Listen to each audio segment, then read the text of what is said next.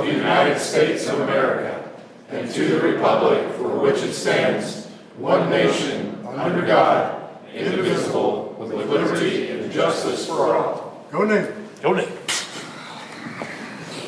We got one more to go over. Okay, roll call, please. All right. Commissioner Van Hook? Aye. Aye. Aye. Commissioner Gardner? Me. Commissioner Tyler? Here. Commissioner Crane? Here. Commissioner Catcott? Here. Alderman Hoffman? Here. Commissioner Skelton? Here. Commissioner Gohagan? Here. Commissioner Walters? Is that you? Oh, Jacob's got his. See? See, I don't know who everybody is. Commissioner Nucci? Yes. Commissioner Butts? Here. Chief Berardi? All right, full house again tonight. Excellent. All right, if I could, I'd like to entertain a motion to approve the minutes from April 30th.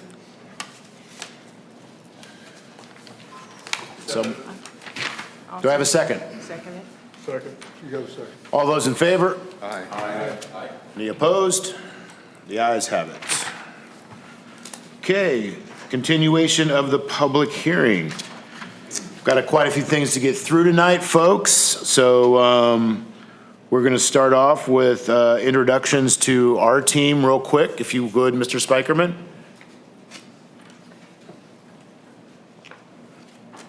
Thank you, Commissioner. My name is Mark Spikerman. I'm an attorney at Gilmore Bell, representing the city of Osage Beach. And also on the city's team, we have Jeff White from Columbia Capital, who's the city's financial advisor. Excellent, thank you.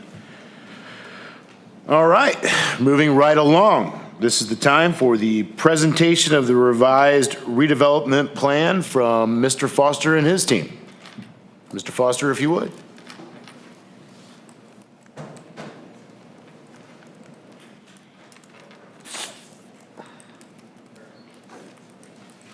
Real quick, if anyone on the commission has questions, we are going to field questions for him and from our team. If you would, just ask to be recognized, and then we'll proceed with your question. All right, thank you. Mr. Foster. Thank you. And I would say third time's a charm on this one. It's good to see everybody again. So we have our full plan submitted, and it is in your hands now. We are looking for a positive vote so we can bring this project to fruition. I would like to just start out with the development team. My name is Chris Foster with Horizon Development. We've been local here in the area. My family goes back to the 1820s. My grandfather was somebody who actually watched the lake fill up. So we are very local in the community. Also with me is Jeff McMahon. He will come up in a minute. Co-developer with retail. Dave Mashburn, also co-developer, and he is in the hospitality industry. Now, our finance team, Integra Realty Resources, is here as well with John Hanson leading the team. But I will get into the overall project as you have it. We have Bass Pro signed as our anchor tenant. We have commitments from 90% of the other anchor boxes, in addition to 40 to 50% of the existing retail in negotiations in some form or another that will be coming back to repopulate the mall. We also have an entertainment district that is encompassed by 300 traditional hotels and 300 extended stay hotels. This is a market that, in the market study that was provided, we demonstrates the need for it, and I can also address any additional items that you may have if you have any questions related to the marketability of hotels at the Lake of the Ozarks. Did you guys get the TIF packet? They're still copying. They're still copying? Okay. So I'm going to turn it over to Jeff McMahon because he can get into the retail and the strength of the retail. But as we are waiting for the TIF, to be copied, I'm going to let you guys pass these along, if you would.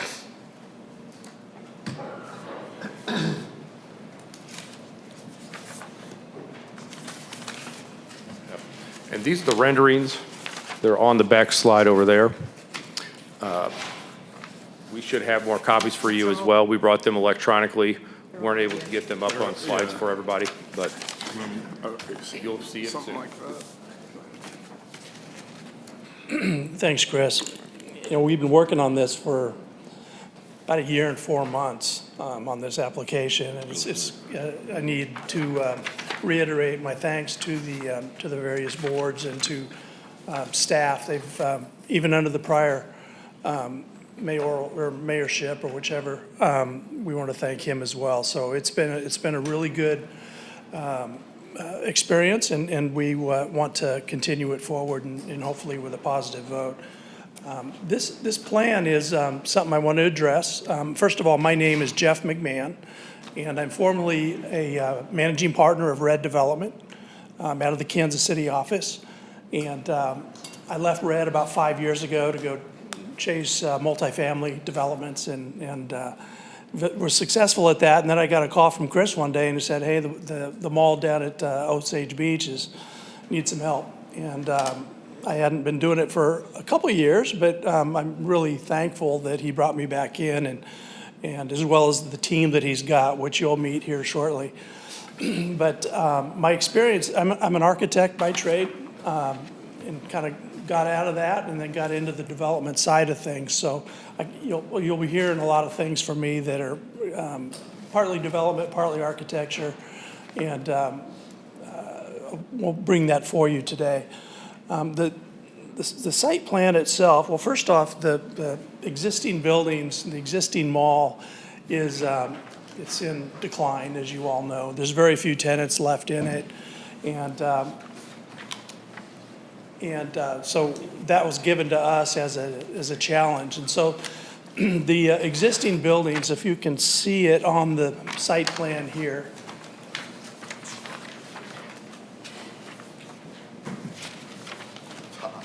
the light beige colored buildings in the middle here are the buildings that are going to stay in place. That's the existing mall. It's in pretty good shape, and I'll explain some of the site or the renderings around here in a little bit. But for the most part, it's going to stay in shape, get a refresh, and take care of the roofs and all the facades around the outside and make it look new. The new buildings are going to be all the way around the outside. Fortunately, Dave Mashburn, who's with me tonight, about a year ago came to the team and said, maybe I should call Bash Pro. And we said that maybe that's a good idea. And so they located right here, which is exactly where we wanted them. You can see it down here where there is better traffic. The traffic that you have at the mall right now is very kind of miscombobulated or eclectic. And so you come in off of this Osage Beach Parkway, you go to straight shot right at the Bass Pro building. That's the big one in the yellow.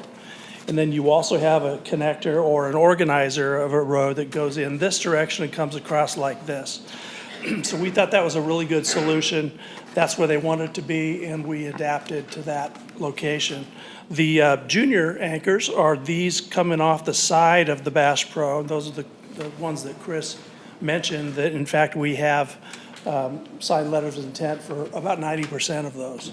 And we got a few yesterday as well, so I don't know where we're going to put them all, but that's a good problem to have. And so we've got to figure this out as far as which tenant is going to go where, but we're real excited at the fact that they're on board and on the team.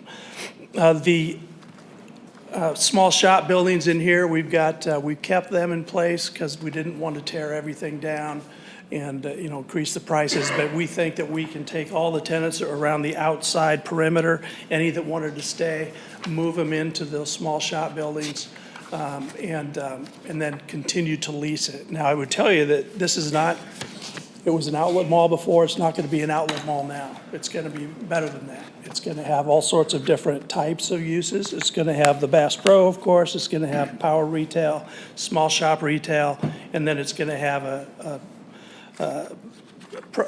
project over there is going to be an entertainment center, which is the hotels and some other uses that Dave will talk about here in a little bit.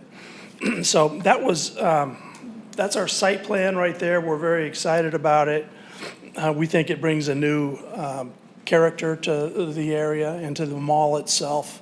Retail's changed a lot over the last many years, and this will address that need. On the elevations, well, you can see Bass Pro is very much engaged on this project. We've been down to meet with them in Springfield, and this is the rendering that they are proposing. And it's a one-of-a-kind store for them. It's 86,000 square feet. It's a single level, except in the back where there's going to be multi-levels. We're going to use the topo back there and grade it down so that we'll have some parts. Their boat sales are going to be down below, and the up above will be just the sales. And so that's going to be a unique project for them, and it was actually their idea to come up with that. Another item I wanted to show, well, I'll just show you this real quick. This is what I'm talking about.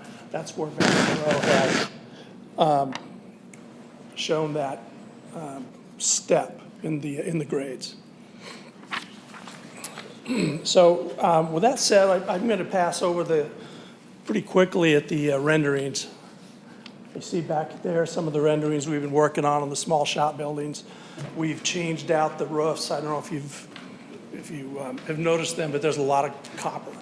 And we're going to try to keep some of it as an accent, but we're also going to paint the copper and do some other things to it to just have it blend in with the materials that Bass Pro and us work out together. Could you clarify which buildings are going to be demolished? Is it the beige ones, or the beige is what you're keeping? The beige is what we're keeping. Okay. I'll call it a kind of a salmon color around the outside. Mm-hmm. We're going to tear all those down and all these over here. So as you're coming in off the parkway, you look to the left, and that'll be hotels, and the buildings have been demolished. Okay, so I'm right in saying that the old, where Polo was, that area there is, Right, yeah. okay, thank you. And along the parkway, we'll have several pads that are located where usually restaurants prefer to be, but we're going to try to bring them into the center as well, so that we can use the walkability of those middle buildings to find restaurants and stay for a while and do that sort of thing. The elevations that I was referencing it's a kind of a challenge because the buildings themselves aren't too bad looking. They're just dated. And so we don't want to tear them all down, the ones in the middle, but we do want to address them with, like I say, the painted roofs, the new materials on the outside, bring in some, and need a lot of repair too, which is important. So, but we're going to do it in the middle. We're going to do a lot of landscaping. I was involved in the project at the Legends in Kansas City, and I think we always had we always tried to use high level of landscaping on our projects, and that's been very successful for us. And then the other buildings in there, we're going to try to. There's some second level spaces. We'll try to bring in some other uses there. The buildings across the back, or I should say talk about that for a second. They're not really the back. They're across the highway. Right along the highway, there'll be signage across all those buildings. You'll be able to see it from the highway.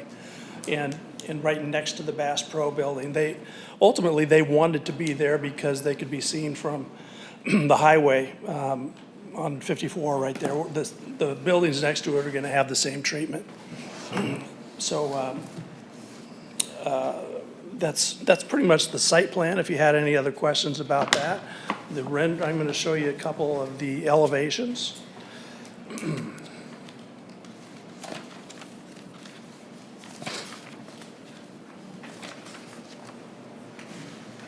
Well, you may not have them in there.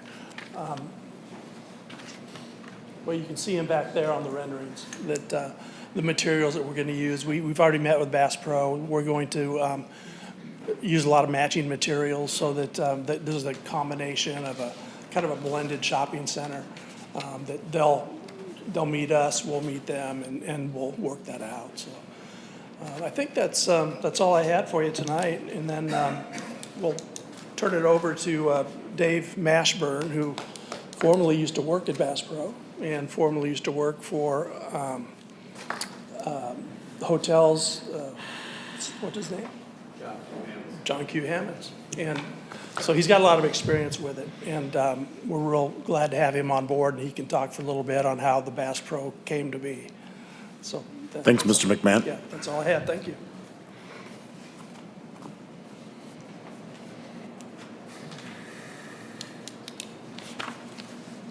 My name's Dave Mashburn, as I've already been introduced. I have over 30 years' experience in hotel development. That's been most of my career, mostly full-service, large convention hotel projects. I worked for Mr. John Q. Hammonds for many years. And about 15, 16 years ago, Johnny Morris hired me as Director of Development for Bass Pro Shop, so I was there a few years. So when we first started looking at this project, obviously we wanted to have a good anchor tenant. So I reached back out to Bass Pro and had some great discussions with them. They honestly weren't really familiar with the area. So we did a little educating with them and kind of brought them up to speed, and they really loved the idea of a redevelopment situation, and certainly the location with the adjacency to the highway and the visibility that provides really caught their attention. So after they made the press release, just a few days later, they called and significantly expanded the project. They wanted to include a food and beverage component and a kind of a family entertainment game concept that they're doing. So that was another big vote of confidence in the market for them. So very excited to see it come to reality. As has been mentioned, we're looking at the entertainment area of having some hotels. There's kind of a trend right now in what's called dual branding hotels. So you have a select service type hotel adjacent to an extended stay hotel, and that kind of gives two different price points, two different types of accommodations. So it's great for families that can kind of choose what's the best fit for them. And then we're looking at a variety of different entertainment components to be kind of at the core of that area there. So it's kind of the basics of what we're working on. To inquire. Mr. Commissioner? Sir, you said that you're in developing hotels and whatnot. Have you seen this report or this letter, I guess, from Holiday Inn Express Osage Beach with there's a study on here, I think, if I remember correctly. Basically, it says that the area is oversaturated in hotels. What do you say to that? Yeah. Well, I think, obviously the Oasis project, that large convention center, is going to generate a lot of demand, probably more than what they can supply, which is pretty common for a convention center and hotel. You obviously can't build enough rooms to accommodate that, so you have to lean on the market.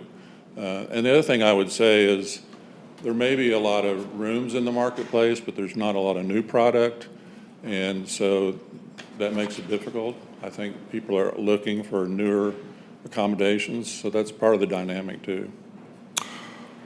Well, in light of that, what would you say that having this tax assistance and other, some would maybe even say corporate welfare, compete against those older properties? Do you think that's? Well, I'm not sure exactly what you're saying. So you said that the older units that might be around the area, right. People are looking for maybe something a little more upgraded or what have you, considering the fact that you're going to get an advantage in this project that other developers may not get, or a small mom and pop might not get to upgrade their older hotel, and now that might kind of push them out. What do you think about that? Is that possible? I mean, that's a dynamic of the marketplace in general. I mean, aging properties have to continually remodel to keep up with the times. If you're a franchise, you have to do what's called a PIP to continually improve the property. So that's just kind of the dynamic of the hotel world, really. Would you also say that maybe by having newer hotels that some folks might stay there and open up beds in the cheaper hotels that other people could afford? It's possible, yeah, yeah. And this information you have about Bass Pro, I'm going to assume, I mean, I think you would have to have, but this expansion, you have this in writing. Because look, you know, we see a lot of different things come to the lake area and it kind of starts and it fizzles and what have you. So I think what I would look for, and I would hope that a lot of this residents would look for, is that there's some sort of, I mean, nothing is guaranteed, I understand that. Sure. But that there's probably some things in writing, we've got some good contracts to say, yep, we get this thing going, we're ready to break ground. Yeah, for sure. We've Okay. got a lease, yeah. Thank you. That's all I have. Got one. When you say you have 90% of the letters of intent signed, right? And that's like investment level retail? That's for the lease spaces, yeah. Thank you. Any other questions from the commission? All right, thank you very much, Mr. Mashburn. Chairman, members of the commission, John Hanson with IRR Corporate and Public Finance. We're public finance consultants to the development team. Thank you very much for your time this evening. About 8 pages from the back of your packet, I'll be starting on this slide that's titled Financing of the Project. I just have a few summary slides here to summarize some of the lengthier information that you have in front of you in the TIF plan and the TIF cost benefit analysis. So first, financing of the project. Delivering the project requires an estimated investment of over $640 million. The project's estimated return without incentives is a negative 1.44%, resulting in a gap to financial feasibility. Therefore, we're here tonight to discuss the TIF portion of the tools to fill that gap, and then later we hope to be in front of the Board of Aldermen to discuss another set of tools. The tools that will be under discussion and evaluation tonight, and for which we hope to get your positive recommendation to the Board of Aldermen, include tax increment finance, 100% of the payment in lieu of taxes or the incremental property taxes from the project, and 50% of the economic activity taxes from the project. We'll also be submitting an application to the state for what's called state supplemental TIF sales tax, which is a piece of the incremental state sales tax generated from the project. All of these revenues are incremental revenues. The base revenues will continue to generate property tax and sales tax revenues as they do today for the project. We're simply requesting a portion of the incremental taxes that we generate from the project. In addition to these items that we'll be talking about tonight, we have requested within and described within the TIF plan a city hotel sales tax rebate, CID and TDD sales taxes, an entertainment district sales tax, CID special assessments, which are an additional assessment that go on the property tax bill for the property owners of the project, and a Chapter 100 sales tax exemption on construction materials. Using the combination of all of these tools and developing the project as Chris, Jeff, and Dave have described, would create an estimated rate of return of 6.55% with the incentives, and that's delineated in detail in your cost-benefit analysis. Flipping one page to the project budget, there's a pie chart on that slide. Again, total investment of the project, over $640 million. Approximately 10% or $67 million of that comes from the TIF pilots, EATS, state supplemental TIF, and the hotel sales tax rebate. So while those are incremental taxes, they are redirections of taxes that are in place in the community today. That's about 10% of the project budget. 90%, nearly 90% of the project budget is funded by the add-on taxes, CID, TDD, entertainment district sales tax, and the CID special assessment. In addition to those tools, then we'll bring private investment, so for a total of $574 million, or 90% of the project from those sources. Next slide is a summary of the benefit to taxing jurisdictions. This is described in more detail in the cost-benefit analysis, but this is a summary of the conclusions of that. Total taxes available to the taxing districts during the TIF term are totaled here. So we have benefits with the project, and that's after considering the incentives that are applied to the project. Then the next column, what is the benefit to each of the taxing jurisdictions if the project did not occur? And then finally, on the far right, the net benefit of the project. The city of Osage Beach is anticipated to have a net benefit of the project of nearly $53 million. Camden County, $43 million. And the school district, $1.1 million. All told, to all taxing jurisdictions, over $260 million of benefit, direct tax benefit to those jurisdictions. Next slide, benefit to taxing jurisdiction. There's a smaller table. These are the annual taxes that are estimated to be available to taxing districts the year after tax increment finance expires on the project. And we're very proud of these numbers, and we hope to deliver these to the community. City of Osage Beach, nearly $5 million per year in additional revenues coming into the general fund of the City of Osage Beach. Over $4 million to Camden County, over $1 million per year to the school district. That's after 23 years, correct? That's the year after, correct, after the TIF expires. The benefits of the project are on the next slide. There are a large number of benefits, but these were the ones that we distilled to be the most significant. Clearly, one of the major benefits is allowing development of this blighted property. Once a property that was a source of pride for the community, now is blighted and deteriorated, and we're looking forward to redeveloping that and turning that into something that the community can be proud with once again. Over $640 million in total investment, over $4.6 million in new annual tax revenues for local taxing districts, over $2.1 million in new annual tax revenues for the City of Osage Beach, and that's during the TIF period. Over $110 million in total new tax revenue over 23 years to the local taxing districts. So when we take the state of Missouri anticipated benefits, over $110 million of new tax revenue locally. Over 4,000 construction jobs, those are full-time equivalent construction jobs anticipated over the course of the development of the project. Over 1,000 permanent jobs, both new and retained jobs within the project. We bring new to market uses and businesses to the community, Bass Pro, not the least of which. Achieves market-driven redevelopment in harmony with the city master plan, and seizes on a critical and urgent need for redevelopment of this shopping center, and will result in a vibrant mixed-use development with Bass Pro as an anchor. Advantages of the proposed plan continue on the next slide. This does not call for the city or any other taxing jurisdiction to be responsible for any payment of debt service for the financing.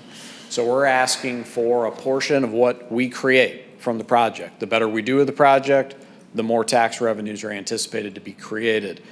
But we're not asking for the city or any taxing jurisdictions to be responsible for that. You're setting the table, allowing us to be successful. It's up to us to be successful. If we are not, that is not the responsibility of any taxing jurisdiction.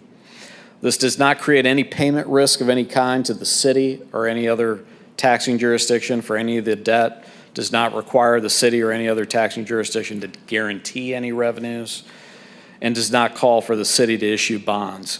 We're anticipating likely using Missouri Development Finance Board to issue these bonds, but the City of Osage Beach does not need to be the issuer of these bonds. And this maintains current levels of tax revenues to the city and all other taxing jurisdictions. So again, as I mentioned before, the base revenue remains for all taxing jurisdictions, and ensures the city and all taxing jurisdictions enjoy a share of the increased revenues by providing a sharing of those revenues as we move forward. So with that, I'll ask Chris to come back up and make a few final remarks. Thank you.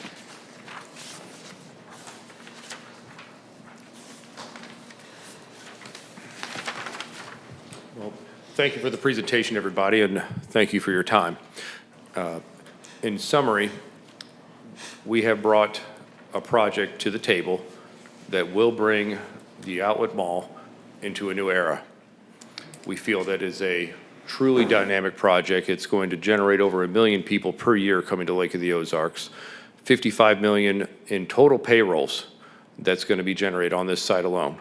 These are jobs that will bring more young people to the area. It will restore a lot of different opportunities that have been lacking. One thing that I mentioned to people is that the jobs that are here, these are investment grade tenants. So when you have investment grade tenants, these are tenants that are, they're Wall Street companies, if you will. These companies come with benefits, health care, and other 401k retirement benefits that help families plan for their future long term. These are jobs that I want to stress to you, everybody here, that this is jobs that are really going to elevate the Lake of the Ozarks. I mean, I know when I grew up, I mean, we can all tell our stories about when we either worked at the mall or went to the mall.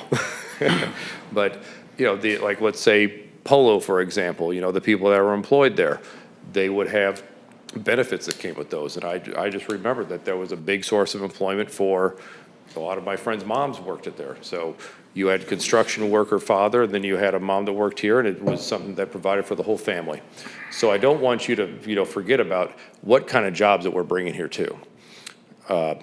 Overall, you know, we look at the market as being very open for this project. I've heard people say that retail is dying. Well, when people go on vacation, they still go shopping. It's the #1 activity that people do. Right now, if you come to Lake of the Ozarks, if the sun is not shining, there's not a lot of things for people to do. This will be a project that will be accessible to everybody. I mean, we all remember when the mall was here. When it rained, the mall was busy. And this will bring a new family concept that is open to more ages and a lot more accessible than being on the water, that will instill a much longer and vibrant economy for the future to come. If there's any questions, I'd like to field any questions you have right now, but. To inquire? Yep. So are you hoping for more rain at Lake of the Ozarks? Well, as long as it makes the crops grow. Right. And hey, and by the way, by crops, that's tourists as well, so. There you go. Let's just say that, you know, being Bass Pro, they do, it's 1 million people a year that goes to a Bass Pro. And the other one I'll mention, like, let's say retail in general, Bass Pro is a different kind of retailer because people will go to Bass Pro just to walk around and look at the sites because the build out that they do there is impeccable. I mean, Johnny does a really good job of what he does. And people will walk in and just look around, and I mean, it's like you go into a museum. And it is a truly unique opportunity to have such a, you know, fantastic store to anchor our project. So, you know, we're looking forward to bringing this one to the finish line. I do have a real question as Yeah. well. Mm-hmm. The entertainment district, it doesn't Yes. exist yet, correct? It does not. Oh, wait, I'm sorry. I think it just got voted on the House floor It did. today. But it hasn't made it to the Senate, has it? Yeah, it did, went through the Senate today, if I could. It went through yeah. the Senate today, and it is going to the governor, I believe, the next day or two. Yes. Wow. I was in contact with Jeff Renati today. Yes. So, As was So I. it passed the House today, and it's on its way to the Senate. They can't read it for 24 or 48 hours. And then they'll maybe go through committee, take it up, and then it'll be on the Senate floor. And they, yeah, I think they adjourn on the 15th, I think. well, let's hope that it gets done before we open.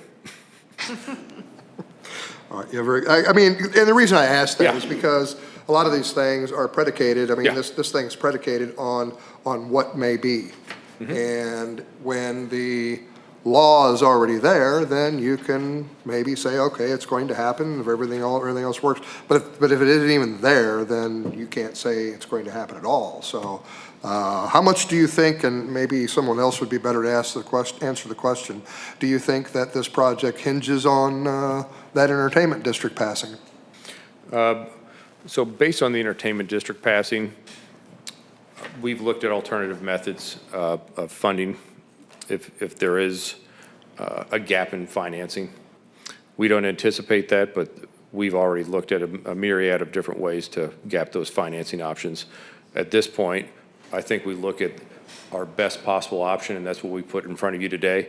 We want to give you the best possible option. We will execute on that. If there are bumps in the road, we'll have to realign, and we'll have to go and make sure we cover those gaps. Thank you. That's all I have. Okay, thank you. I did have a text from Representative Vernetti earlier today. I'm sure he was wanting to get the information to us, that everything was moving fast and quick around here. Entertainment zone bill done and passed the Senate today.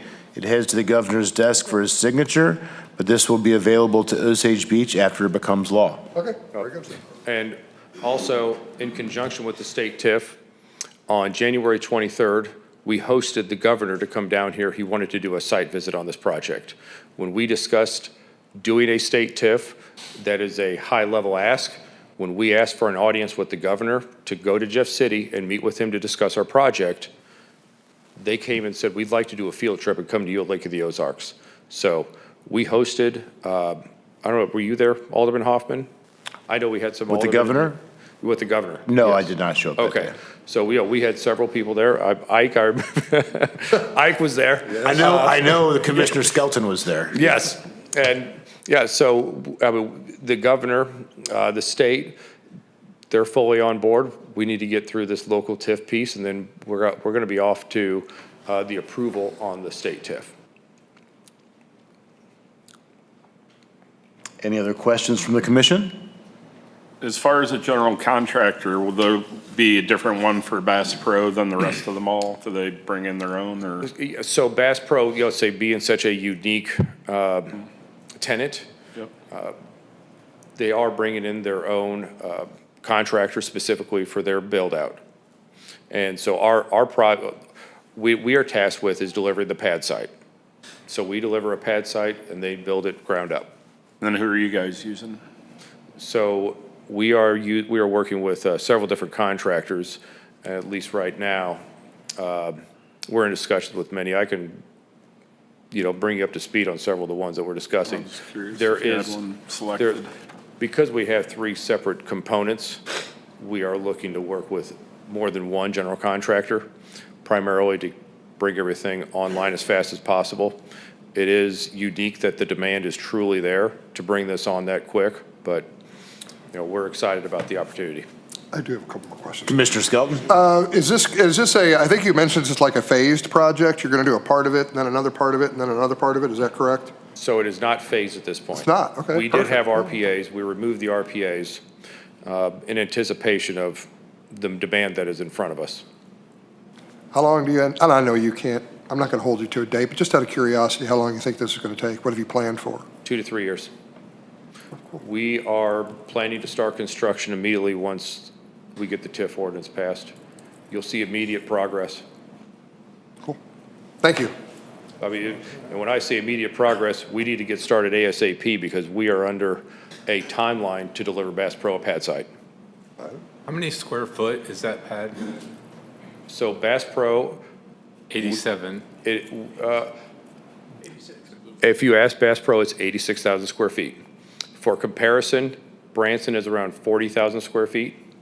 And I think this one is larger than Columbia, but smaller than St. Louis. So it is a larger footprint than other stores. And I think that also demonstrates the enthusiasm that we did not expect when we first started on this project. When we first started on this project, I would say the discussion about bringing Bass Pro to the lake has been decades. And maybe we were overlooked for different reasons for, what the demographic that this place was known for. But whenever you look at the number of fishing tournaments that are here, the number of small boat registrations, and we went and did all this research. I think there's 141 bass tournaments every year. Dave Mashburn was helpful with me looking all these numbers up and then communicating those to the Johnny Morris team. Once we got this information to them, there was like, why are we not there already? So that's why we are, really excited about this, because Bass Pro and all these other tenants that are coming, this is a true demand that, like, now the lake has been overlooked for quite some time. I don't want to say that in a negative light, but 2020 and the pandemic really put a spotlight on this area. And now here we are. We are in the throes of real economic expansion. Now, is that a good thing or a bad thing? Because there are people that are going to say this kind of growth is not good for the area. It's going to kill the lake that they once loved. Well, you know, going back with my family and generations, we have grown with this lake since its existence. And there is always a place for somebody here. There's the Boer shoreline and the coast of California. And I think that there's a place for everybody here. Whether you're driving a 12-foot John boat on the 81-mile marker and catching crappie, or whether you're driving a fast boat around the 19-mile marker, there is this, it's a big place, and I think this is it's a growing tourist destination, and I think that this is going to help, you know, bring opportunities for everybody. Anything further, Mr. Gohagan? Commissioner Gohagan, sorry. Well, I mean, you know, I mentioned previously my family homesteaded there, $7.50. That's how much they purchased that property for. Former mall employee, also former Bass Pro. One thing that's not really mentioned is the good thing about Bass Pro is that our shoulder season is considered the fall time, and it definitely, the Fall Classic, I thought I knew everything to know about retail until I worked a Fall Classic. You want to talk about insanity, it's that. It's a great project. I hope and pray that it gets approved, because I really want to see it happen. Well, I think that there's a lot of synergy with what's going on, because the Lakeport project, you know, we will be offering retail options for people to go out and do shopping whenever they're here on a convention. Same thing likewise. It's like we both help each other. Which is looking great. Yeah, it's very good. Can admit it. Chair recognizes Commissioner Crane. Thank you. Have you considered the VRBO effect on the hotels at all? Yes. And Okay, so one thing, and this is within, let's say, hotel studies.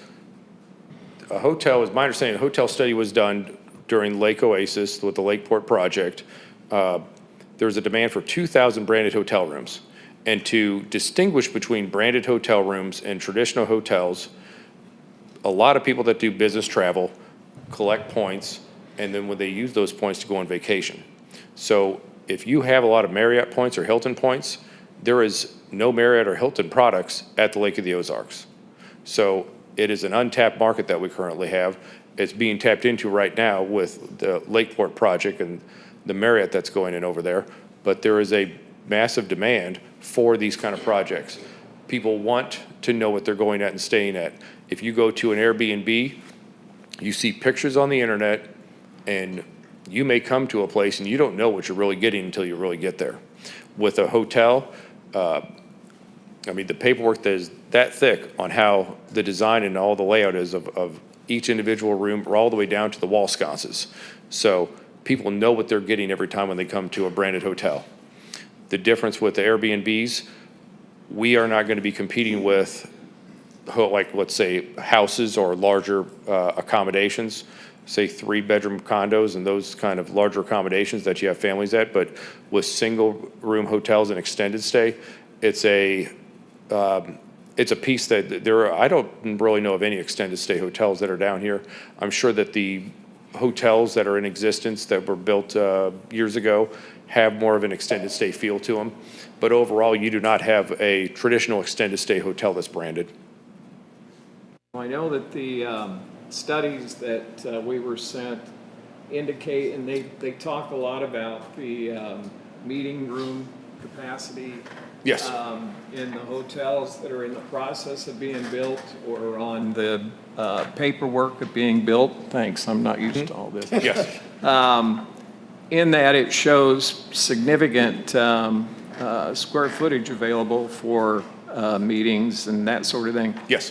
So the question is, you know, where we're located is not exactly sitting close to a major airport with commercial airline. The thoughts behind how you're going to be able to attract those type folks that are coming in that would have a fairly large meeting here with, you know, considering where we're located. Yeah, so without getting too deep into scheduled air service and the possibilities that are actually in front of us for the future we would like to get into, we would consider this a rubber tire market at this point. There's an abundance of conferences that are, like in the state of Missouri. A lot of the conferences that were here before have since gone elsewhere. It's the recapture of those conferences that would come to the area. And it wouldn't just be like this, it's going to be at the Lake of the Ozarks with properties coming up like the Lakeport project. And having plenty of rooms for them is going to be another demand generator. So the 400 rooms at the Lakeport project, if they have a demand for 2,000 people to come in, all those people got to find rooms. So are they going to go to Gatlinburg, Tennessee? Are they going to go to Branson, for example? Because if they have enough accommodations to, do a large conference like that, we need to get on the map so we can be part of that circuit. Thank you. All right. Chair recognizes Commissioner Butts.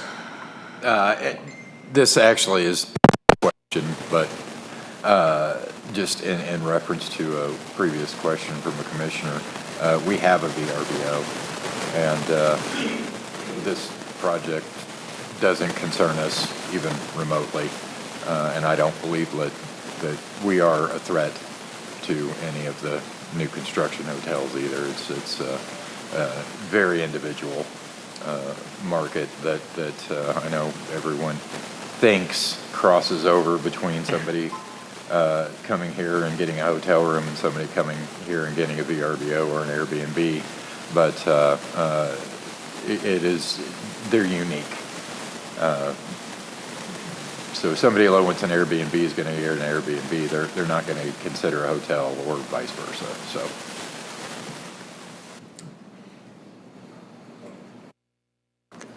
Let's make a note of that we might want to have IT look at your microphone.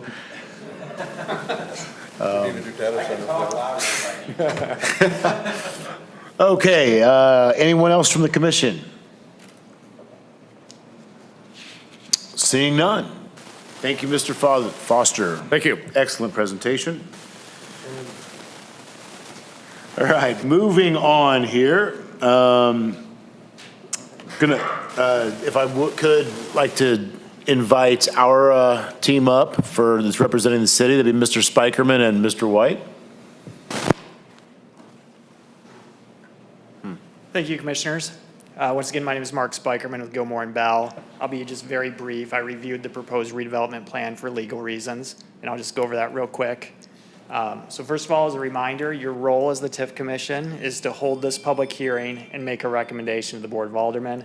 So upon conclusion of this public hearing, the next thing on your agenda is a resolution making that recommendation. I'll be back up at that time to go over the resolution. So what is this hearing regarding? The redevelopment plan. That plan is a redevelopment area that includes 9 parcels, some of which are condo units. 62 acres. It's outlined on somewhere right there. And then the project I've quoted from section 3C of the redevelopment plan there. Essentially, it's up to 1 million square feet of buildings, 600 lodging rooms for entertainment, commercial, hospitality uses. A couple of additional documents in your packet. Exhibit 6, the redevelopment plan, is a blight study. As part of the TIF process, the TIF Commission will make a recommendation. The Board of Aldermen will ultimately make a final decision as to whether the area constitutes a blighted area. I've copied the statutory definition of blighted area. I won't go into too much detail there, but I'm sure you're all familiar that the site is very deteriorated, very dilapidated, and would easily pass the statutory test for blighted area. Also, Mr. Hansen earlier went over the cost-benefit analysis. That's another required document. It provides estimates of taxes and impacts on taxing districts if the plan is imposed, if the project's built, and if the project's not built. Those things all check out legally, the TIF plan also, as Mr. Hansen mentioned, includes both TIF, which is in your purview, and then additional revenue sources, super TIF or state supplemental TIF. CID taxes and assessments, that's Community Improvement District, Transportation Development District sales taxes, City Hotel Room Rebate, Entertainment District, and the Chapter 100 exemption on construction materials. Altogether, this plan proposes a total subsidy package of $149 million, $65 million of which is the TIF component. Stop there for any questions?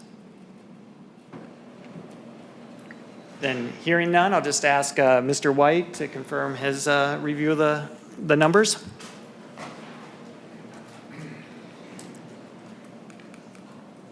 Mr. Chair, members of the commission, good evening. Jeff White with Columbia Capital. We serve as the city's financial advisor. Mark was brief. I'll be even briefer. We did confirm independently the math that Mr. Hansen described earlier with respect to the statutory but-for test, so we were able to come to the same mathematical conclusions that he did. We also stress tested their assumptions to determine whether there were any reasonable circumstances under which the but-for test would not be met if we changed the assumptions in the calculations, and under any reasonable circumstance, we believe the but-for test will be met. Statutory requirement, we do believe that's been met here. Thank you, sir. Excellent. All right. Thank you, both teams. So this is the time where we will open it up for public comment. I would like to stress that we are going to keep this to 3 minutes as requested by Commissioner Skelton previously, but that's from the... Oh, instead of 2? Yes. Yeah, oh, yeah. So you've got 3 minutes. Shorter you keep it, the quicker we get to vote.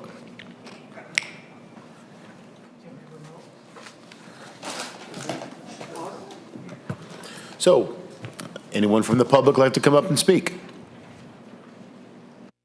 Going once, going twice. Sure. Snuck in, but... Yeah, might as well. Do I need to sign in here?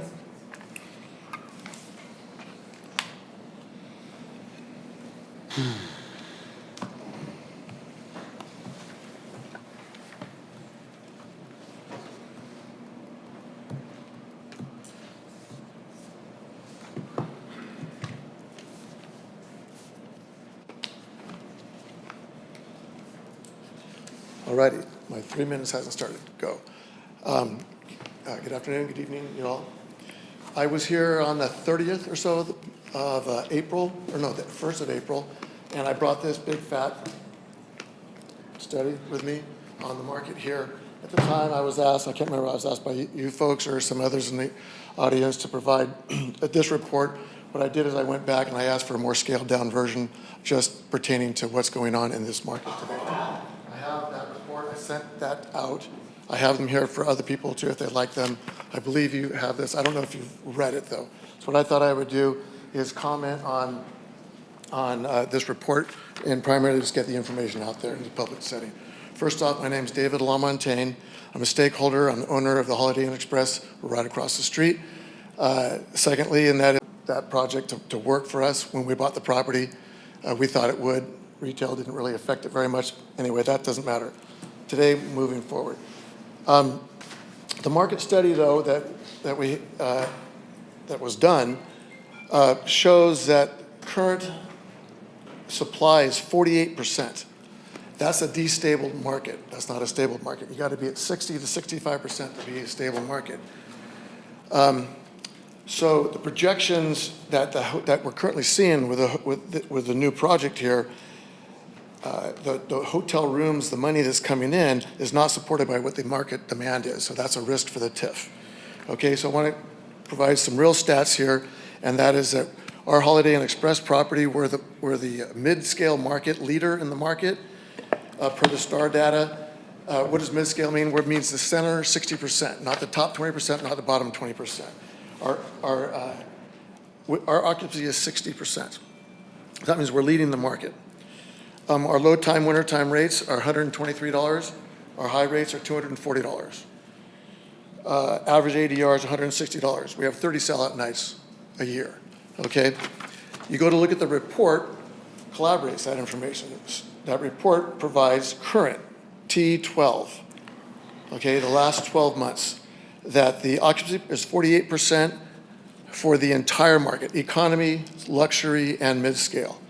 Okay, and that has been going down ever since COVID. Not a lot, but about 1% per year. And so currently we have an oversupply of 460 rooms, and that's not including short-term rentals. When I think you hear these numbers about, oh, there's 1,000 rooms for room for 1,000 more rooms in the market, I think they've all been taken up by the VRBO, short-term rentals, condos, Airbnb stuff. Otherwise, we'd have greater occupancy in all the hotels. With that, I'm going to run out of time, so unless you want me to finish. You've got 30 seconds Okay. for mine. Go ahead. Okay, so the point there here is that the projections that we're seeing do not reflect the reality. The statistics that I bring you, the data that I bring you is the reality. Okay, that's a TIF risk. That's the point. That's a problem for other businesses in the area. How about the banks that are lending on the properties in the area? If we take those on, that's not going to be good either. And there's the whole employment risk as well. And it's not really fair for our property to be paying full taxes, and you have a hotel across the street that gets a break on taxes for 23 years. That's just not right. That's not how you do business. It's not appropriate. With the rest of it, I would just reply that you already have the stats. I don't need to repeat those stats. Appreciate the 30 seconds. Yeah. That's Limited about it. capacity. That's what we're looking at. That's the reality. And I've got more of these reports in case anybody didn't get them. Anybody in the crowd would like them. Commissioner Skelton, you have a question? To inquire. Okay. Hi there. The developer's argument was that with different choices, options, that maybe more people will come to the lake because now they can use the rewards here, or it's something newer, or brighter and shinier. Is that? Well, okay, the question is, what's the demand? To me, what's the demand generator? Okay, the Oasis Lakeside, you have a demand generator in there because you have all that entertainment, and frankly, it's the convention business is really what I see. What's the demand generator for the mall? I don't know that there's an overnight, everything I've heard so far, I'm not seeing that there's an overnight demand generator. Okay, so that's my concern with that. Okay, so I don't know that the property matters, the brand. I mean, I agree that branded properties or interior corridor properties will outsell the exterior non-branded mom and pops. Okay, that's what I've seen nationwide. But again, are we going to put in more and more and more branded properties and then oversaturate the market? For instance, our property pays probably some of the highest taxes in the community already. Do you really want to take those on? Do you want to take? I don't think we're going to get terribly affected. I think with the market coming up, we will be okay as a property, but I don't know about some of the others. And I'm concerned about the risk with our property as well, because the market is currently going down. Everything else is wishful thinking. This report is not my report. This report is just what the market shows.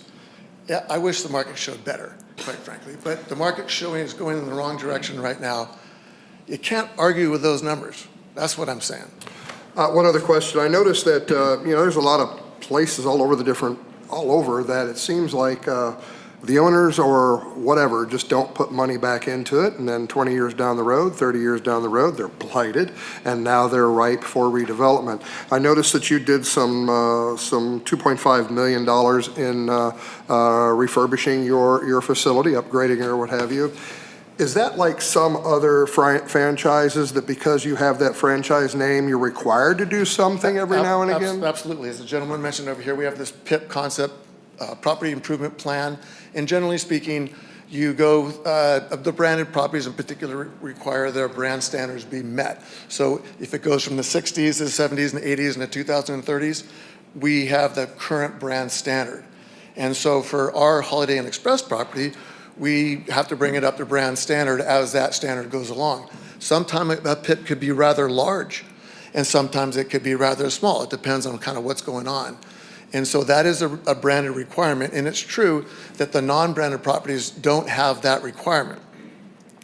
And to the degree that you're a higher brand, you're going to have a higher PIP, and the degree that you're a lower brand, so let's just say the low economies brands are, again, the PIP's not going to be as great as perhaps the Holiday Inns or the Marriotts. Just so it's boom, it's back to that 20% here, 20% here, and the 60% in the middle. And to me, Osage Beach is that 60% in the middle, just saying. Like, you know, anyway. Thank you, that's Did I all I answer have. your question? Thank you, yes, that absolutely did. Thank Any you. other questions? Commissioner Butts? See if it'll work. You had, in your address to the commission, you stated that you support the project, you would support the project without a hotel, but cannot support it with a hotel. Is that? That's correct. I mean, okay. Well, do you have another question you want to ask? No, Okay. I just wanted some clarification on that. So we're right across the street, right? So a vibrant mall, let's just call it that, marketplace, would be positive for our business across the street. So that would be a driver. That would be good. Having influx of an additional 600 rooms in the entire market, that can't, the market, according to the study, can't handle that. So that's not a good idea. Okay. Thank you. I appreciate that. Okay. Okay, any other questions from the? How long did you say you've been here? 20 years. As you know, 20 years ago, after Memorial Day, it is always a boom. After Labor Day, you used to be able to go out and shoot a shotgun down 54 and not hit anything. Well, more and more people are starting to come back in the winter.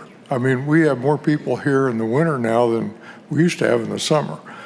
And with the Bass Pro Store, maybe we'll get those tour buses back. Maybe the hotels will fill up with new shopping and Bass Pro, and they'll spend the night at your house and they'll spend the night at their house. It's going to be a win-win for everyone is what we're all hoping, I think. Yeah, I agree with that the best case scenario, Yeah. you know, especially when you float the Bass Pro Shop, right? I mean, who doesn't want that across the street? For sure. The interesting thing about this study is that they brought in the concept of phased approach. We, the community, does not yet know the effects the 400-unit Oasis Lakeside is going to have, or I guess there's another 180,000 across the lake that have been approved but not under construction, and then there's another 600 proposed here. So that's, to me, that's not smart business, that's overkill. It's a phased approach, makes a lot more sense. Build it, will they come? Build it, will they come one at a time, as opposed to bam, you put out 2,000 rooms.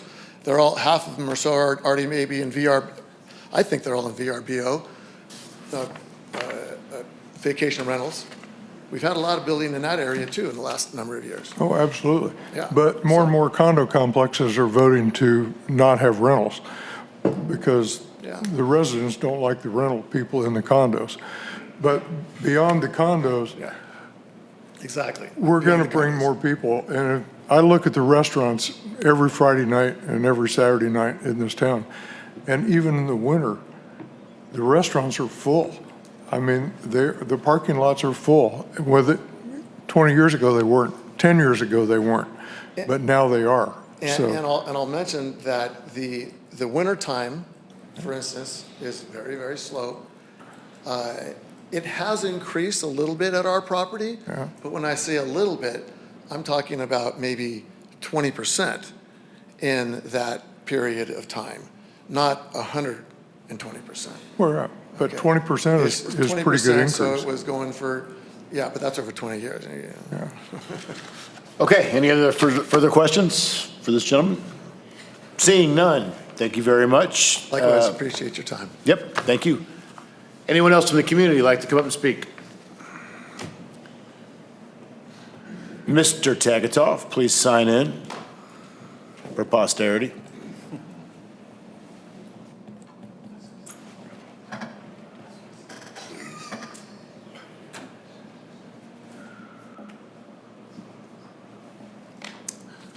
Good evening, Commission. Jeff Tegetoff with Tegetoff Development. I'd just like to say a couple things. One, as a recipient of the entertainment bill, it did pass Senate today. We're very excited about that. I originally came before you guys in 2021 to talk about the apartments off of Nichols Road. And One of the things I mentioned there is similar to what I mentioned when I brought the Lakeport project in front of you guys. There's nothing that would delight me more as a commercial property owner down here of apartments and a commercial property owner of a full-service hotel, an entertainment center, than to have more. I never intended for Sycamore Creek to be the only institutional quality apartment complex at the lake. I never intended for the 401 room Marriott to be the only full-service branded hotel at and around the lake. There's nothing that would help me more as a property owner and a developer than have other successful hotels, other successful entertainment options, other successful housing. We cannot do it all. We had an independent study done as well, and I think some of the numbers may be bouncing around from ours, that our study came back, which was actually commissioned by Marriott International, that the lake was currently underserved by around 2,000 new branded hotel keys. Not total hotel rooms, but new branded hotel keys. That's everything from select service to full service like we have. Again, I never wanted to or intended to fill that whole gap. I'm happy that we are where we are. As you guys know, I'm not a really good predictor of time, but we're happy with the progress that we're making. I'll say the number one thing that's hindering us in booking conferences is not enough branded hotel keys at the Lake of the Ozarks. We have 400 rooms. We can host around 1,000 people for an event at the Marriott. We have turned down multiple 400 guest plus events at the lake that are starting to book already for the 2028 season because there aren't enough room capacity of branded hotel keys. They simply can't book something for 700 people and say, great, you 400 people stay at the Marriott and you 300 figure it out on your own. Or we'll put 25 over here and 60 over here and 70 over here and a little Airbnb, and some people are gonna have to go to Jeff City. And that's just not how it works when you're booking conferences. If the goal is to continue to build full-time year-round activity at the lake, we need more branded hotel keys. I'm very supportive of Chris and his team. I think they'll do a great job. I think it will help us, and I appreciate your guys' time. Thanks. Thank you, Mr. Tagatoff. Anyone else from the community?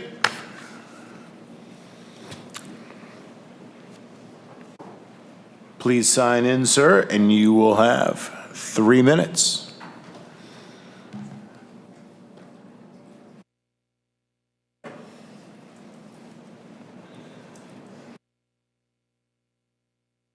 Might want to start that clock over. You had to sign in, so. Okay. Can't see it.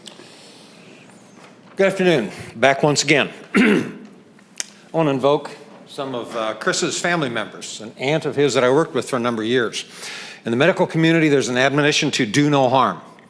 I would suggest that with what Dave has said this evening, what we might well be seeing is that admonition being broken, in that you have existing businesses. We have a cannibalization that very well be taking place. I don't doubt what Chris and his associates have come up with here, and certainly what Mr. Tagatoff has said. Is there a demand for these branded hotel keys? Certainly. Everybody likes new. But let's not let ourselves be distracted by the bright, shiny objects.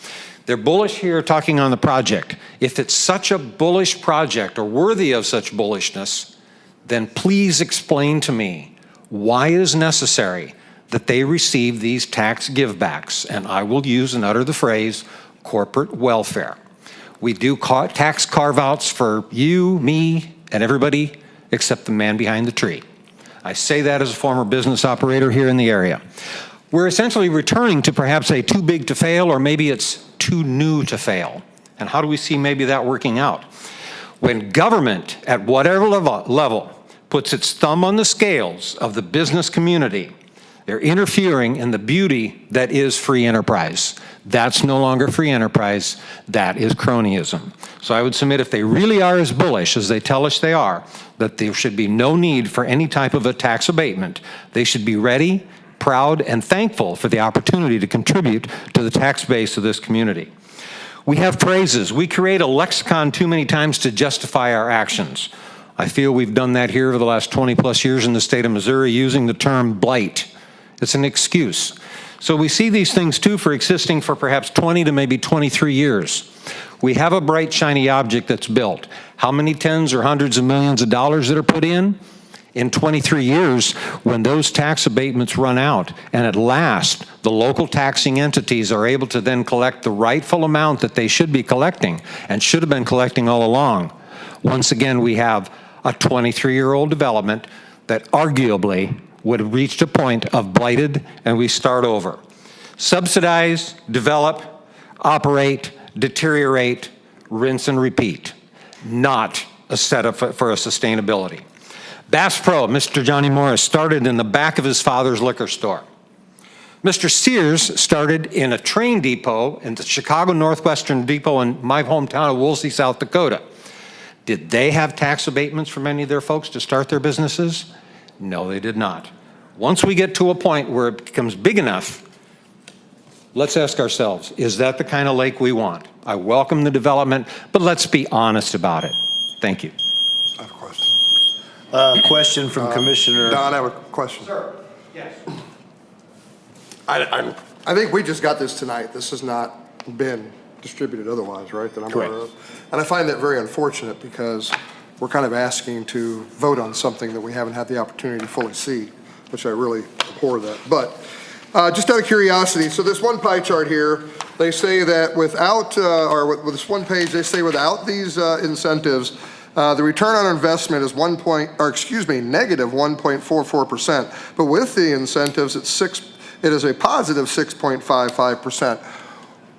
What would you say about the nature of development that makes that so to where a development like this maybe not even occur without these tax incentives?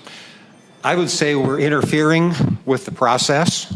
I would submit that we are blinking in the face of a shiny object. I guess my question is, though,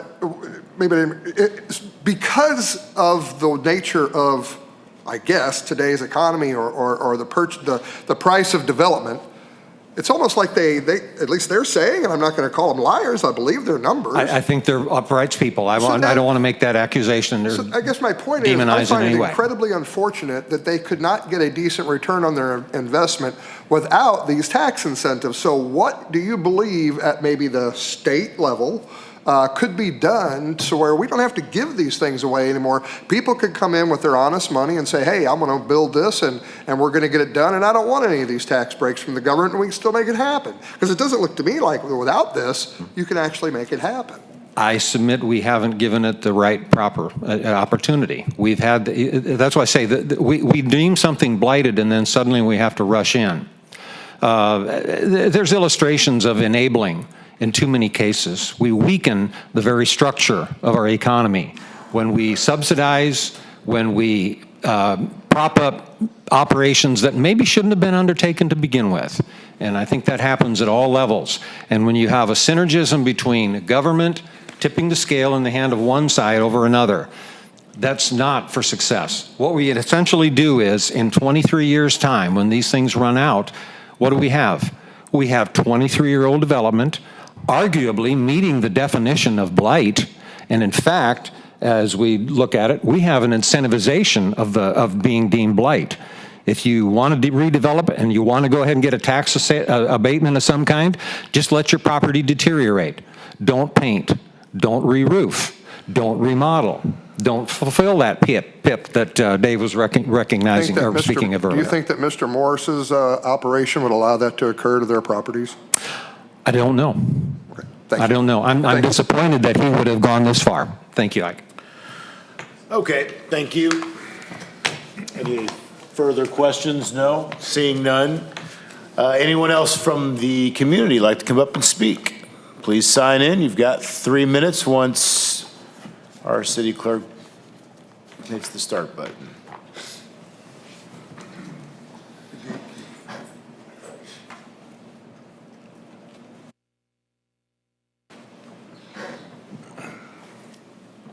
My name's Rhonda Martin, I've been in the hotel business for 41 years here at the Lake of the Ozarks. Currently, I'm the general manager at the Holiday Inn Express. We're a small property. We only have about 20 employees. But they're coming from Urbana, Lebanon, Crocker, Richland. There's just not enough employees. I don't know where Oasis is going to get enough employees for their 400-room hotel.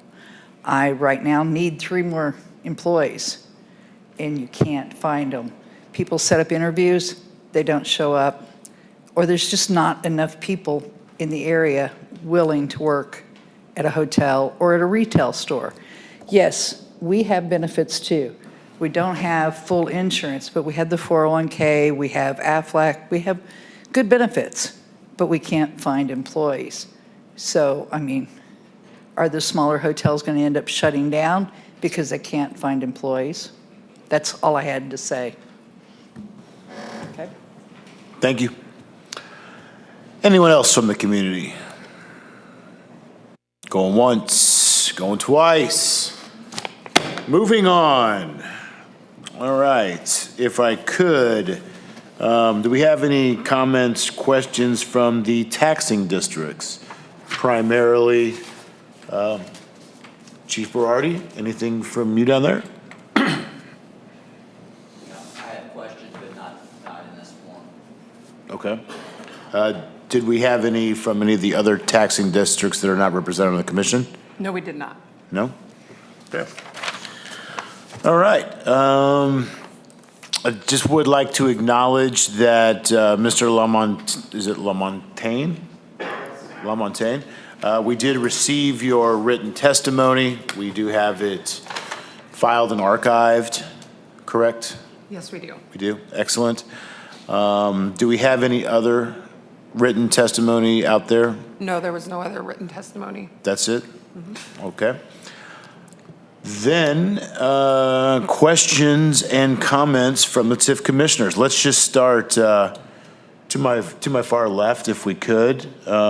Actually, since Chief said he didn't have anything, Commissioner Butts, if you want to lead it off with any comments or questions.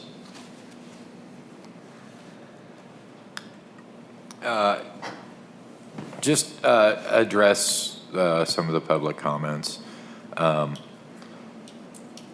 And I appreciate your position, and I completely understand where you're coming from. I sincerely hope that if this project comes to fruition, whether it be through the TIF Commission, recommending it or not to the alderman, or through 100% private investment. The one thing that does comfort me is that 90% of this project is investment and 10% is TIF. I actually personally, that helps me to swallow the proposal a lot better, as opposed to somebody coming in and saying, we want to finance the majority of this project with a TIF. That tells me that not enough people think it's a viable project. But at 90%, there's a lot of people who are willing to risk a lot of money believing in this project. And you had mentioned that you were previously a business owner. You took a risk. You took a financial risk. Yeah, and hoping for a return. And that's kind of where the city of Osage Beach is sitting right now. They're considering taking financial risk for the hope of a return. And the figures presented, if nothing happens with this property, nothing is ever going to be a return. So that's one thing that I'm personally taking into consideration is whether or not a governmental entity should be taking a financial risk for a hope for a reward is a topic for another day, and I do have my opinion on that. But this isn't the place for that. The reason why I asked for clarification on your position on the project with and without the hotel is in your written testimony, one of the major reasons you don't support a hotel as part of the project is you couldn't identify a driver for overnight stays. And yet you're supporting a retail-only project that will be a driver for overnight stays in your establishment. I personally believe that if this happens, just like Mr. Tagatoff noted, I think that's the hotel on the property isn't the only hotel that's going to benefit from this project. I think you are in an ideal situation, in an ideal location compared to a lot of the other facilities. I think you're going to see some benefit from it. I'm not an expert. I could be wrong. But this is not something new and shiny. This is just a redevelopment of something that has been here for decades. And it brought people to the area before. It filled hotel rooms before. It's just somebody wanting to do that again. This isn't adding something new to the community. This is redoing something that has been here for decades. So just things to take into consideration. All right, thank you, Commissioner Butts. Commissioner Nucci?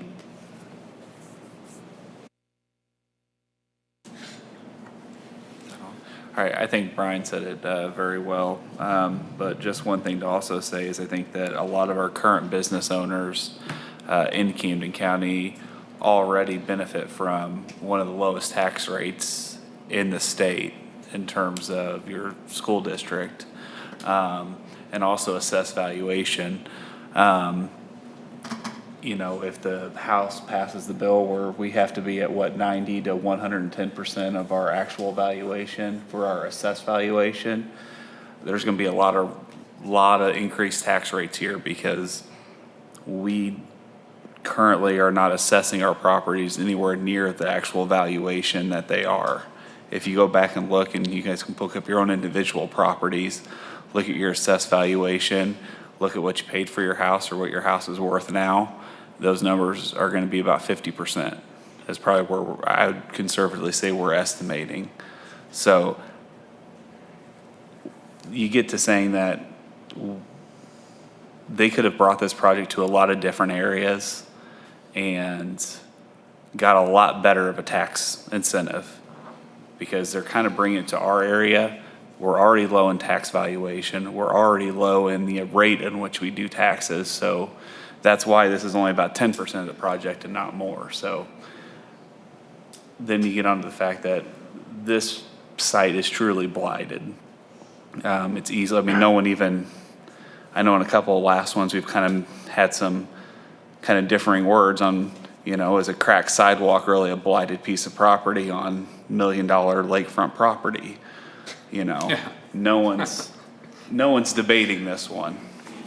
And so I think that speaks volumes. And, I think people are searching for things to do with their family, with their friends, with their loved ones, and to bring back a retail experience like this project, like Bass Pro provides, I think provides our community with something. So, thank you, Commissioner Nucci. Commissioner Gohagan? Yeah, I'd echo that. I went down to the mall. I did read my packet, just so everybody knows. I read it multiple times. It is very blighted, and the last time we were here, it's only gotten worse. It's gotten significantly worse, I would say.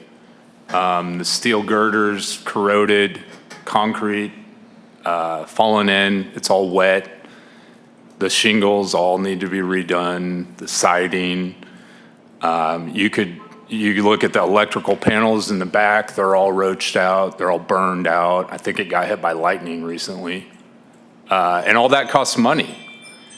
And Dawn, I mean, me and you went back and forth about it.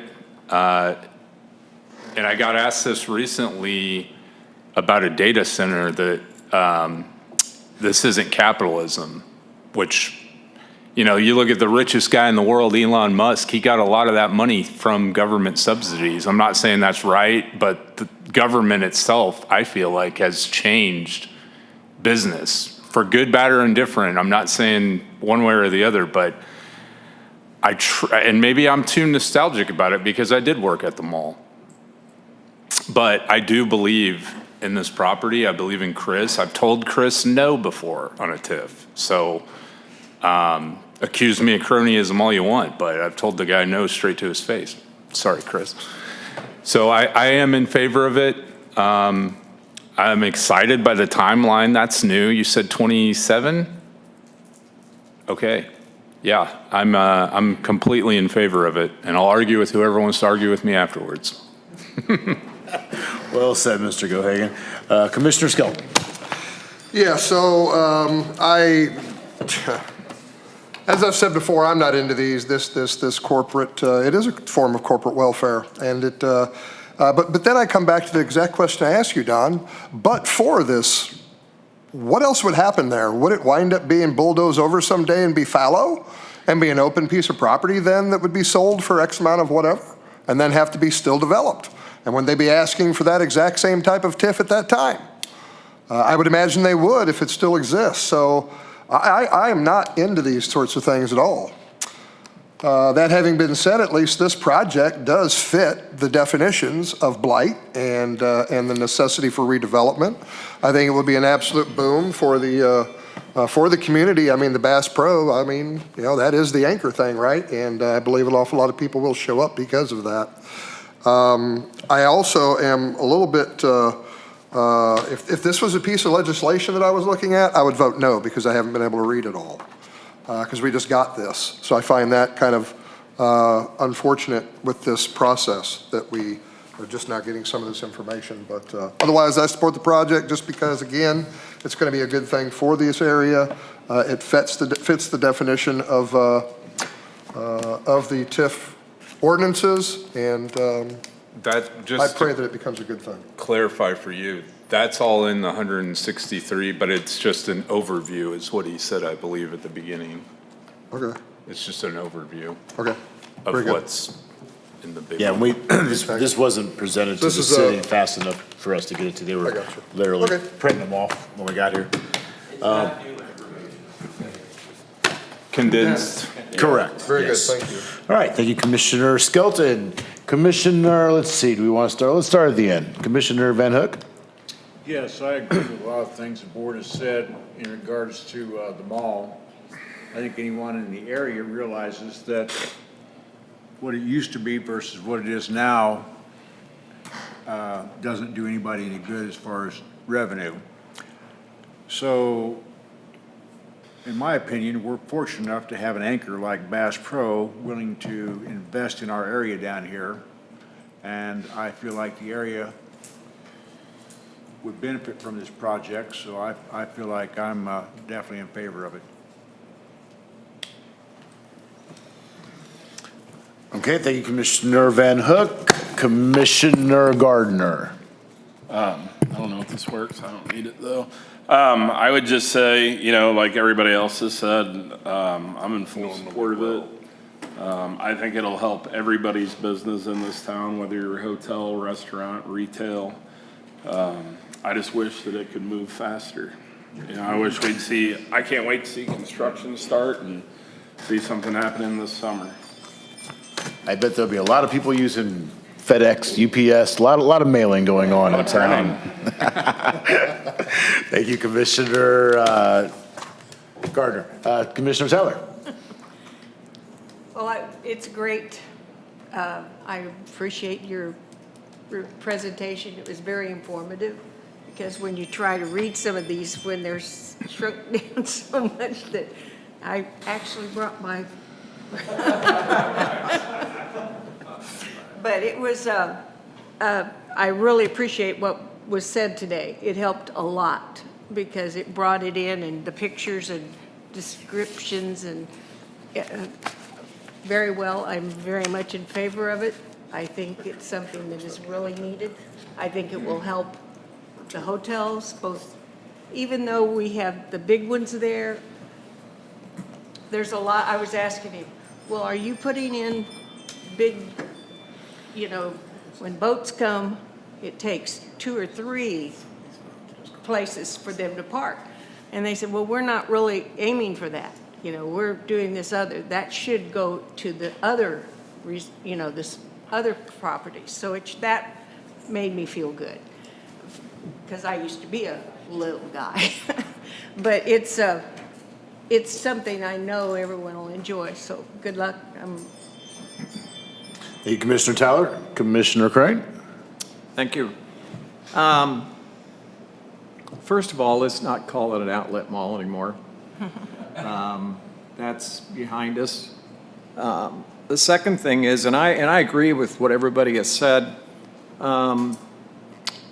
Thank you, Chris, for being an entrepreneur as you are.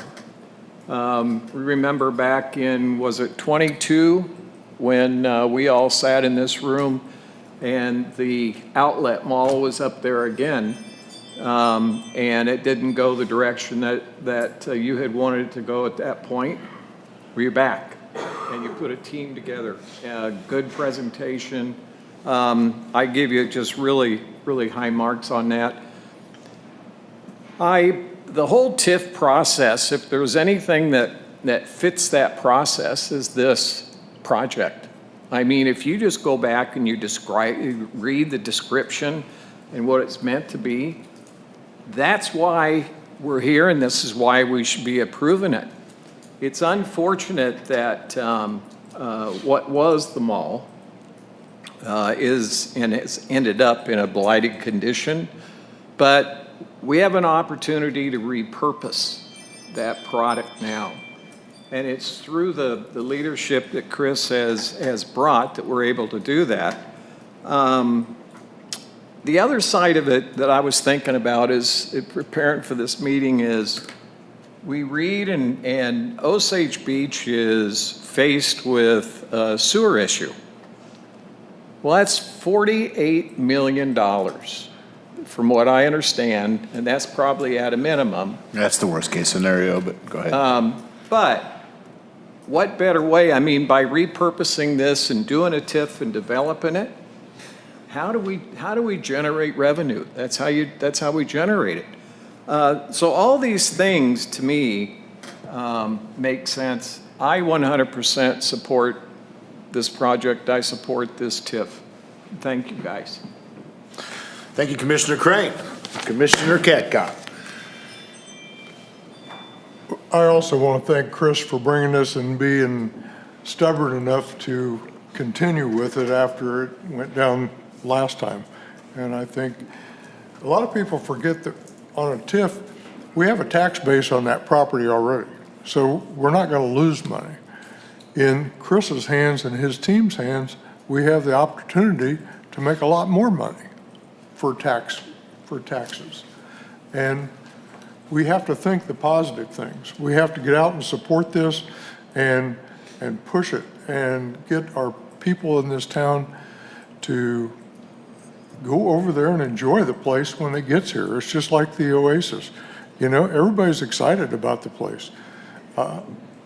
It's just every day you see it's like ants crawling around on the ground over there now, and it's awesome. There's something new every day, and that's what we want to see at the Osage Beach Marketplace. We want to see ants crawling around there. We want to see buildings coming down and refacing and new job opportunities, and hopefully a lot of those stores that left will want to come back, because there were some really good stores. And boy, I'd be after some of those people because they're good. And I wish you all the luck. I think it's going to be a great project. Good for the city, good for the whole state. I mean, we're like the number 6 place as a destination place now. I think we're going to get in the top 5. If we get this up there and the Oasis up there, we're going to move way into the top 5 of places to go in the United States as a family.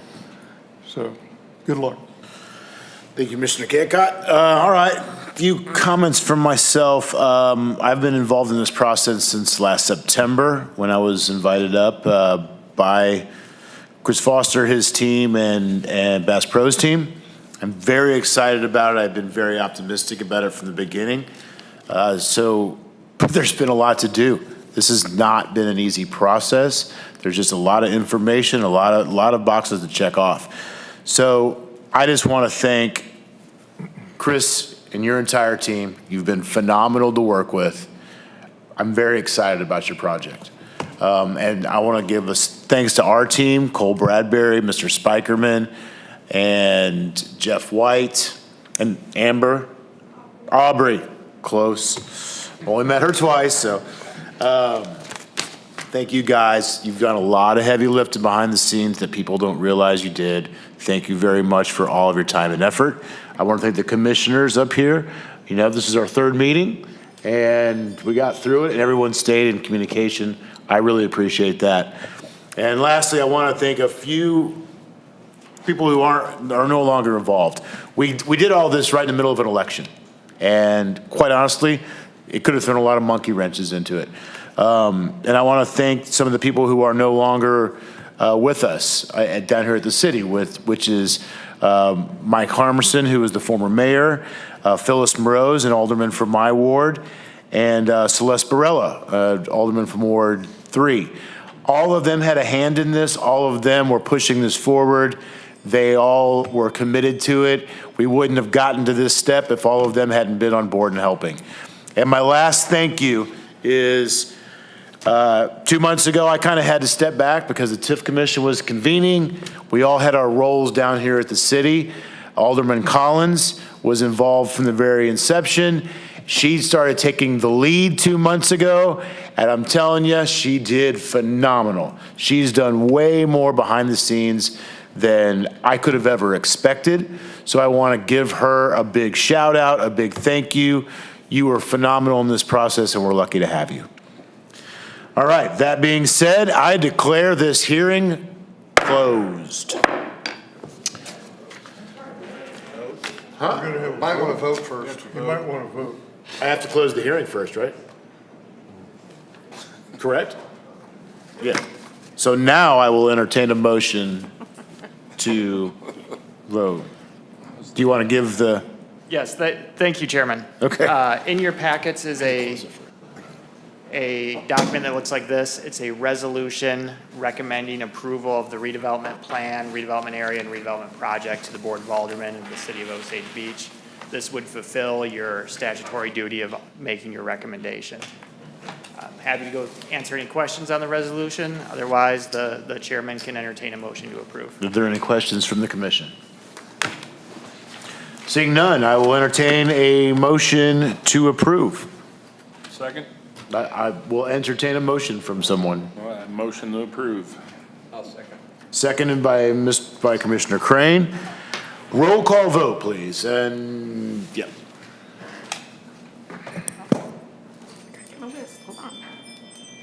Commissioner Van Hook, Yes. Commissioner Gardner, Yes. Commissioner Crane, Yes. Commissioner Tyler, Yes. Commissioner Catcott, Yes. Commissioner Butts, Yes. Commissioner Nucci, No, just because of our school board policy, but yes to the project.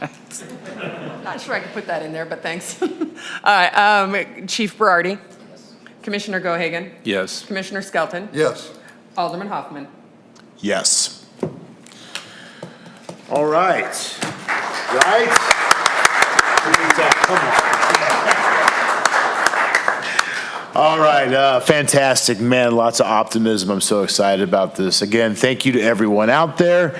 And if I could, I will take a motion to adjourn. Motion? Second.